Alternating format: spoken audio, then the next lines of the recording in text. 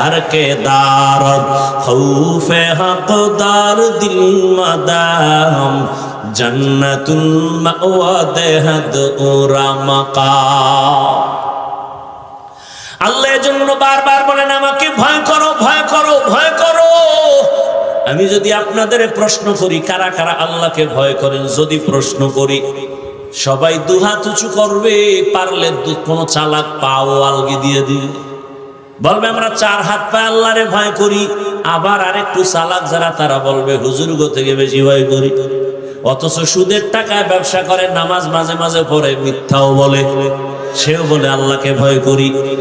বাবার হক আদায় করে না, ভাইয়ের হক আদায় করে না, বোনের হক আদায় করে না, প্রতিবেশীর হক আদায় করে না, স্ত্রীর হক আদায় করে না, সন্তানের হক আদায় করে না, সেও বলে আমি আল্লাহকে ভয় করি। আর আমরা নামাজ পড়ি, রোজা রাখি, তেলাওয়াত করি, হালাল খাই, নবীর তরিকায় চলি, আমরাও বলি আল্লাহকে ভয় করি। দুই দলের ভয় কি সমান? না রে বাবা, আসলে আল্লাহর ভয় আমাদের অন্তরে নাই। ভয় থাকলে আর অন্যায় করা যায় না। আসলে ভয় কি জিনিস বুঝেননি? একটা সন্তান মা বাবারে ভয় করে, প্রমাণ কি? মা বাবার সামনে সন্তান অন্যায় করে না। একটা ছাত্র শিক্ষকের ভয় করে, প্রমাণ কি? শিক্ষকের সামনে ছাত্র অন্যায় করে না। কেন? বলে মাইরের ভয়। ঠিক এই জমিনে যেই বান্দা যেই বান্দি আমার আল্লাহকে ভয় করবে, গলায় ছুরি লাগবে, দাড়ির মধ্যে অস্ত্র লাগাবে না, বেপরদায় চলবে না, নামাজ ছাড়বে না। ও আমার যুবক, আমি যে এতক্ষণ বয়ান শুনাইলাম একবারও কিন্তু বলি নাই স্কুলে তালা লাগায় সব আমার মতো হুজুর হও, বলছি? ও যুবক বাবা, তুমি চাকরি করো, ব্যবসা করো, লেখাপড়া করো, বাধা নাই। বরং আমি বিশাল এই ময়দানে বলে গেলাম, ও যুবক বাবারা, তুমি স্কুলে পড়ো, কলেজে পড়ো, দোয়া করে গেলাম ডাক্তার হও, ইঞ্জিনিয়ার হও, প্রফেসর হও, ওসি হও, ডিসি হও, এসপি হও, এমপি হও, একজন মেম্বার চেয়ারম্যান হও।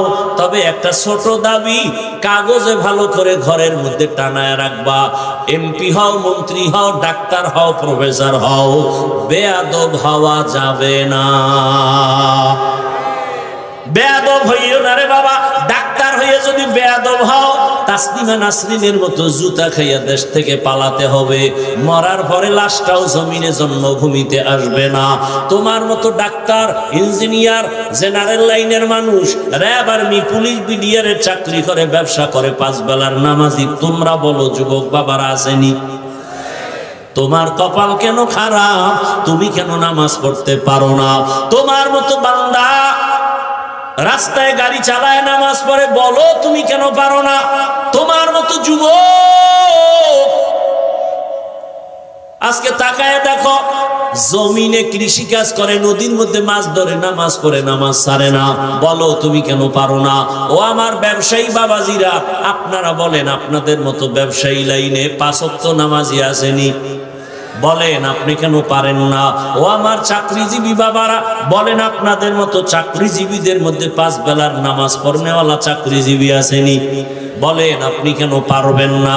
আসলে আমার আল্লাহ বুঝি বেজার। এখনো সময় আছে, তওবা করেন। যুবকদের বলি বাবা তওবা করো। মনের শখ লাগায় তো গুনাহ কম করো নাই, মনে চাইছে দাড়ি রাখবা না রাখো নাই, মনে শখ লাগছে বেপরদায় আড্ডা দিবা দিছো, মনে শখ আসছে পার্কে পার্কে দৌড়াবা দৌড়াইছো, মনে শখ লাগছে সারা রাত মোবাইলে গুনাহ করবা করেছো। এখনো কি ফিরার সময় হয় নাই? হায়াতের বাকি আছে কতদিন? একটু হিসাব মিলাও রে বাবা। ও পর্দার আড়ালের মা বোনেরা, আপনাদের মতো কত মা কত বোন এই অঞ্চলে এখনো আছে নামাজ পড়ে পর্দা করে নাই? কথা বলেন না কেন? আম্মা জানেরা, আপনারা কেন পারেন না? এখনো সময় আছে, তওবা করেন। নামাজ ছাড়বেন না, বেপরদায় চলবেন না, মোবাইলে সময় নষ্ট করবেন না। আপনার মতো কত মা স্বামীর মাল হেফাজত করে, নামাজ পড়ে, সন্তানটাকে ভালো বানাবার মেহনত করে। একটা মায়ের আদর্শের কারণে সন্তানের আদর্শ ভালো হয়, বাবার আচরণের কারণে সন্তানের আচরণ ভালো হয়। ও মা বাবা, আপনার কি মনে চায় না আদর্শবান ডাক্তার ডাক্তারের বাবা হয়ে কবরে যাবেন, একটা আদর্শ সন্তানের মা বাবা হয়ে কবরে যাবেন। আপনার সন্তান ইঞ্জিনিয়ার হবে কিন্তু কারো সাথে খারাপ আচরণ করবে না। আপনার সন্তান এসপি হবে, হারাম টাকা খাবে না, কারো উপরে জুলুম করবে না। এমন একটা সন্তান যদি রেখে যান, আপনার জীবনটাও ধন্য, ওই সন্তানের জীবনটাও ধন্য। বাসুলাইমা দাদ মুলকো সরওয়ারি সদমতি এ খাতে মশদে ওয়াপুরি। পয়গম্বর সুলাইমানের কথায় জিন উঠে আর বসে, আর আমনেরে জিনে ধইরা আসার দেয়। কেমন আল্লাহর গোলাম হইছেন। সুলাইমান পয়গম্বরের কথায় জিন উঠে আর বসে, আর আপনি কেমন আল্লাহর গোলাম যে আপনাকে শয়তান যেদিকে দৌড় দেয় সেদিকে আপনি যান।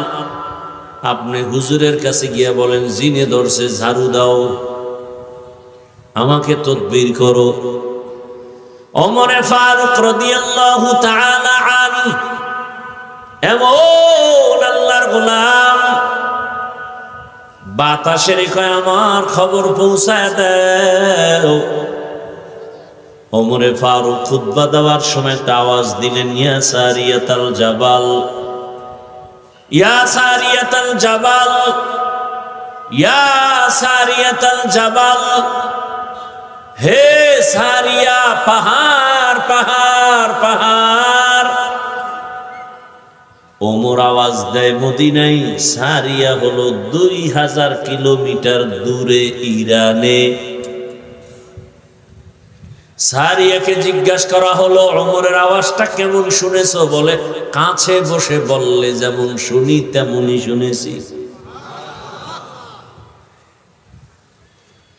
খাকো বাদো আবো আতিশ বন্দান বামানে তু মুর্দা বাহক জিন্দা আন। মান কানা লিল্লাহ কানা আল্লাহু লাহ। যে আল্লাহর হয়ে যাবে, গোটা দুনিয়া তার গোলাম হয়ে যাবে। নদী শুকায় গেছে, পানি নাই, একদিন আর দুদিন না, বহু বছর। জমানার পর ওলিয়ে কামেল আল্লাহর প্রিয় বান্দার কাছে এলাকার মানুষ এসে অভিযোগ করলেন, নদী শুকানো, পানি নাই, অনেক বছর। আল্লাহর প্রিয় গোলাম চিঠি লেখছেন, কি লেখছেন তিনি জানেন আর আল্লাহ জানেন। চিঠি লেখার পরে এটাকে আটকাইয়া সিল মেরে কয়, চিঠি নদীর মধ্যে গিয়া ফেলে দাও। ইতিহাস চিঠিটা যখন নদীর মধ্যে ফেলে দিয়েছে, সাথে সাথে শুকনা নদীতে পানির জোয়ার শুরু হয়ে গেছে। কাদের কুদরত দারি বর কামাল আনতা রব্বি আনতা হাসবি জুল জালাল তুহি কাদের জলিলুল্লাহ জাহাদাত বহর হালে তুহি মেরা নেগাহাদার। খেয়াল করছেন নি? চিঠি ছাড়ছে শুকনা নদীতে পানির জোয়ার। এটা আসমানে ধরে গাঞ্জাখুরি কথা।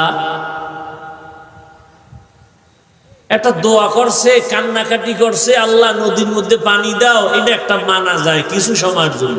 চিঠি লেখা দিছে, নদীর মধ্যে ফালাইয়া দিছে, পানির জোয়ার শুরু হয়ে গেছে। এটা কেমন কথা?